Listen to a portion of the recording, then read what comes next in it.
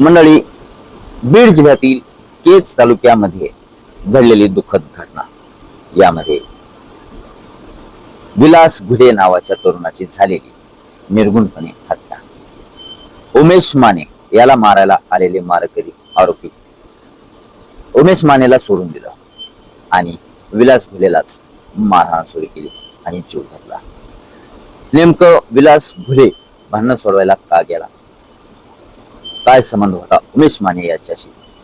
असा प्रश्न वारंवार सोशल मीडियावरती, पत्रकार परिषदेमध्ये, माध्यमांसमोर सर्वात मोठा प्रश्न जनसामान्यांमध्ये उपस्थित होता. नेमकं विलास घुलेची हत्या का झाली यावर अनेक ओलाढाली होत गेल्या.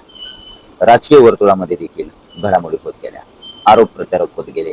एवढंच नाही, खासदार बजरंग सोनवणे यांच्या मुलावर देखील आरोप करण्यात आले. या मारेकऱ्यांना पाठबळ हे सौरभ सोनवणेने दिलं आणि सौरभ सोनवणेच्याच गाडीमध्ये हे आरोपी पळून गेले असा दावा देखील करण्यात आला होता. विधानसभेमध्ये हा प्रश्न उपस्थित केला. आमदार धनंजय मुंडे यांनी हा प्रश्न उचलला. त्यानंतर एसआयटीची स्थापना देखील झाली. फास्टॅग मध्ये हे प्रकरण सुरू झालं. परंतु या प्रकरणामध्ये विलास घुले या प्रकरणाला एक आता नवीन वळण मिळत आहे आणि धक्कादायक असा खुलासा झालेला आहे. काहीच दिवसामध्ये यासाठी स्थापन होऊन 2 दिवस झाले आणि या 2 दिवसामध्ये या प्रकरणाला नवीन वळण मिळालंय. संपूर्ण काही खुलासा समोर येतोय. उमेश माने 3 दिवसापासून जो गायब होता तो उमेश माने आता माध्यमांसमोर आला आणि त्याने देखील घटनाक्रम सांगितला. परंतु पार्श्वभूमी सांगणारी ती महिला कोण? या प्रकरणामध्ये एका महिलेची एंट्री झालेली आहे आणि त्या महिलेने पत्रकार बांधवांशी बोलत असताना जो खुलासा केला तो डोकं चक्रावून टाकणार आहे. आज जी घटना समोर येते या घटनेमुळे पुन्हा एकदा बीड जिल्ह्यात केज तालुक्यात खळबळ उडाली आहे. उमेश माने याच्या घरी पिठाची गिरणी होती.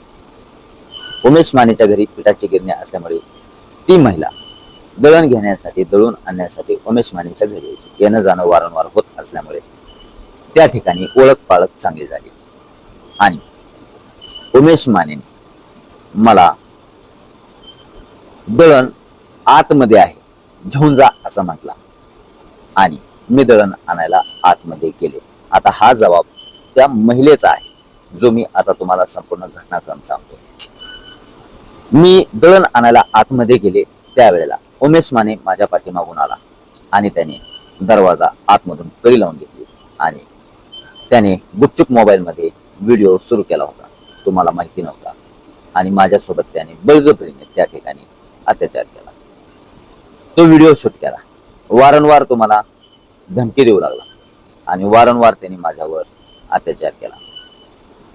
परंतु काही दिवसानंतर मी घरी हे प्रकरण, संपूर्ण घटनाक्रम सांगितला, कारण मला तर असह्य होऊ लागला. मी घरी ज्या वेळेला संपूर्ण घटनाक्रम सांगितला त्यावेळेला माझ्या कुटुंबियांनी उमेश मानेला घरी बोलावून घेतलं. त्यावेळेला उमेश माने सोबत विलास घुले देखील होता.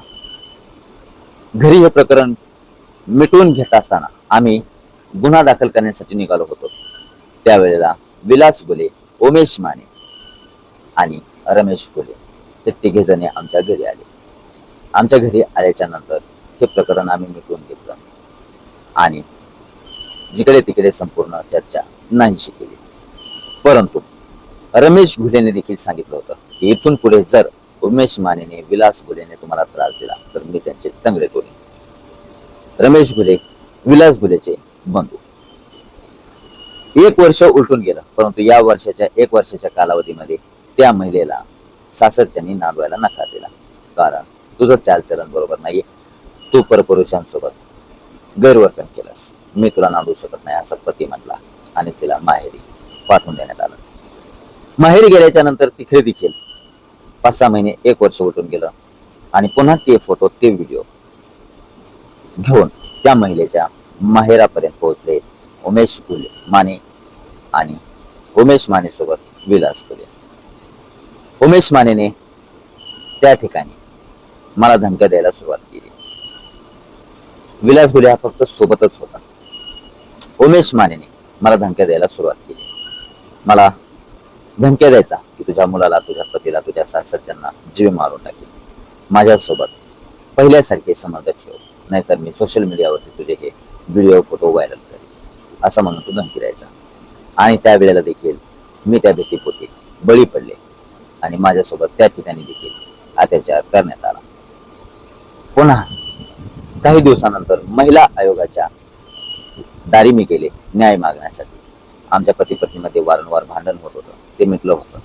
पुन्हा मी सासरी नांदायला आले देखील होते. परंतु पुन्हा उमेश माने विलास घोडेला सोबत घेऊन आमच्या घरी आला. घरी कोणी नव्हतं.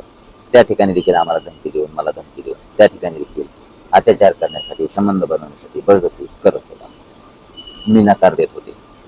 परंतु त्या ठिकाणी देखील पुन्हा अशाच धमक्या देऊ लागला. विलास घुलेचं देखील नाव उमेश माने सोबत त्या महिलेने, पीडित महिलेने घेतलेलं आहे.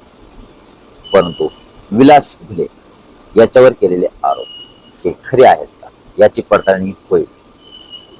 उमेश माने सोबत विलास घुले जिवलग मित्राचं नातं होतं, असं त्या महिलेने सांगितलेलं आहे. परंतु गुन्हेगारी ही गुन्हेगारी असते. कोणाला जीवे मारण्याचा अधिकार कोणत्याच कायद्याने दिलेला नाही, कोणत्याच कायद्याच्या चौकटीमध्ये बसत नाही. त्याला कायदा आहे, सुव्यवस्था आहे, पोलीस आहे, न्यायालय आहे. परंतु क्रोधाच्या आवेशापोटी कोणाला जीवे मारणं हा गुन्हाचा असतो. त्या पीडित महिलेच्या कुटुंबियांना आता अटक झालेली आहे. परंतु पीडित महिलेने केलेले हे आरोप किती सत्य आहे याची देखील आता पडताळणी होणार आहे. आज यासाठी चौकशीला बोलावलेला आहे.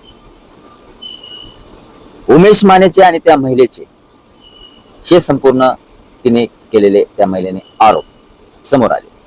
परंतु उमेश माने आणि त्या महिलेचे खरंच काय संबंध होते याची पडताळणी होणं गरजेचं आहेच आणि लवकरच यासाठी त्याचा तपास करेल. परंतु विलास घुले या तरुणाची हत्या का झाली, उमेश मानेला सोडून दिलं आणि विलास घुलेलाच का संपवलं, असा प्रश्न अजूनही उपस्थितच आहे. सर्वांसमोर, जनसामान्यांपासून माध्यमांपर्यंत हा प्रश्न उपस्थित आहे. विलास घुलेची हत्या का करण्यात आली, उमेश माने आणि त्या महिलेचे काय संबंध होते, हा खुलासा होणं खूप गरजेचं आहे. परंतु एक प्रश्न जो वारंवार उपस्थित होता, ही हत्या का झाली, उमेश मानेची विलास घुलेची काय संबंध, यावर जो खुलासा झाला तो म्हणजे विलास घुले आणि उमेश माने हे जिवलग मित्र होते. उमेश मानेचे त्या महिलेसोबत काय संबंध होते. पीडित महिलेनंतर अत्याचाराची बाजू घेतली, दावा केला, आरोप केला. परंतु उमेश मानेचे त्या महिलेचे काय संबंध होते. 2024 पासूनच हे प्रकरण आता भयंकर वळण देत आहे. 2024 मध्ये घडलेली घटना आहे ही अत्याचाराची, आरोपाची. तब्बल 2.5 वर्षानंतर असं काय घडलं, हत्या करण्यापर्यंत आरोपी पोहोचले. संपूर्ण घटनाक्रम अजून समोर येईल, पडताळणी होईल, या आरोप प्रत्यारोपाचा खुलासा होईल आणि येत्या काही दिवसामध्येच या प्रकरणाचा संपूर्ण खुलासा होईल. फास्टॅग मध्ये तपास चालू आहे. मुख्यमंत्र्यांनी फोन ठेवला आणि या प्रकरणाचा तपास सुरू झाला. लवकरच खुलासा होण्याची शक्यता वर्तवली जाते. आपली काय प्रतिक्रिया आहे या घटनेमध्ये, त्या महिलेने केलेले आरोप, उमेश माने यांच्या या प्रकरणामध्ये विलास घुलेची हत्या का झाली, पीडित महिलेने केले आरोप हे आणि उमेश माने यांचे संबंध काय असतील, आपली प्रतिक्रिया कमेंट बॉक्समध्ये नक्की कळवा. भेटूया पुढील व्हिडिओमध्ये. तोपर्यंत धन्यवाद. MMG न्यूज मराठी चॅनलला सबस्क्राईब करा, लाईक करा. धन्यवाद.